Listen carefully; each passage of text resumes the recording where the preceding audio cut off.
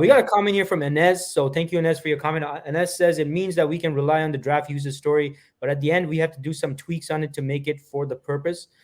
Now, going from that, and I think that's a great comment because I was kind of wondering the same thing, Emal. When you're using ChatGPT, is there a certain way you got to be wording things, or like how does this whole thing work? Like from that Yeah. standpoint.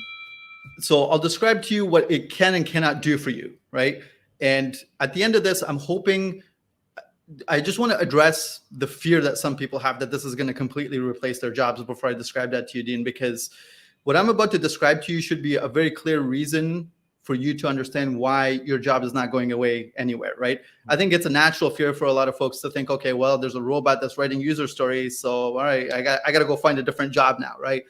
That's not what's happening here, because as an analyst, what your role really is to figure out how to establish your line of questioning, which is very important for how you use ChatGPT.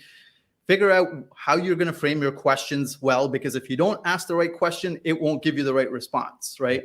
And so you have to now become very well versed in how you frame your questions and how one question that you're going to ask is going to lead to another question so that you can get it to the depth that you need in the right subject matter, right? That's the real challenge of an analyst. Now, that's always been a skill set that analysts need to have, because you have to do that with your customers and your clients, right? Right. But that's one of the skills that you're going to have to now refine a lot more, and you're going to have to lean on that skill way more, because a lot of the heavy lifting, again, of doing the research and trying to figure stuff out is now being done for you.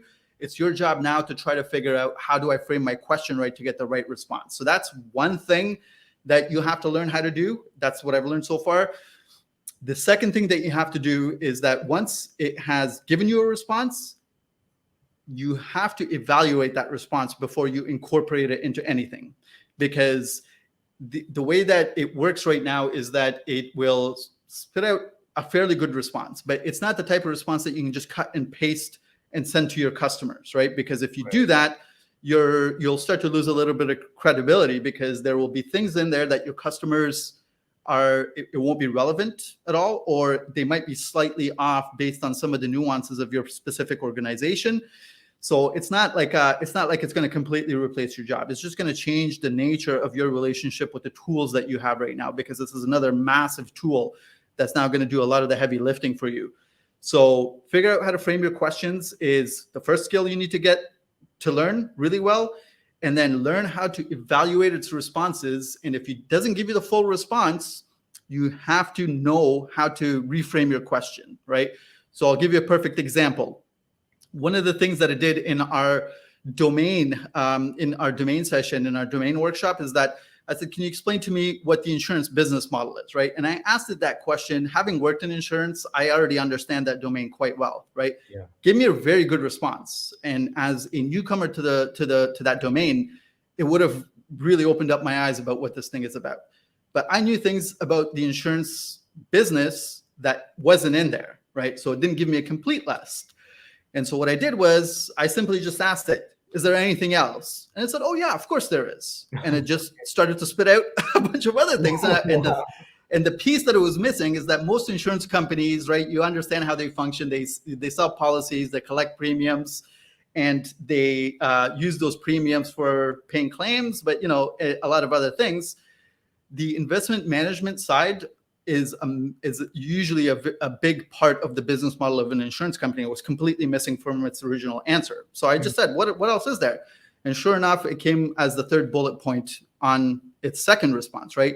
Now, if I didn't know to ask it what else, I could just automatically assume that this is some magical being and it's going to give me all the answers right away. It's not like that. It's not like that. So you have to really become a little bit more astute in the way that you do your actual discovery work with this thing, right? Because as part of your discovery process as an analyst, you need to be looking in the right corners to figure out where the issues are, where the value is. And if you're not looking in some corners, you're going to miss things. And that's not going to change with ChatGPT, right? If you don't ask it about something, it'll make some assumptions, but it may be making the wrong assumptions in the way that it answers your questions. It's your job now to make sure that you're asking things in a complete way. So that's one observation, what's one potential pitfall that you can fall into if you are over-relying on it. Right. Okay. And from what you're saying, Imal, what you're basically, I mean, it sounds to me like this. Chat GPT. First of all, what you're saying is it's not something that BAs should be worried about taking away from their jobs or eliminating their role. Obviously, from what you're saying, like you have to be a good BA in order to even use this tool effectively. That's right. That's right. Because otherwise, it sounds like the whole garbage in, garbage out principle comes into play here, right? That's Uh, right.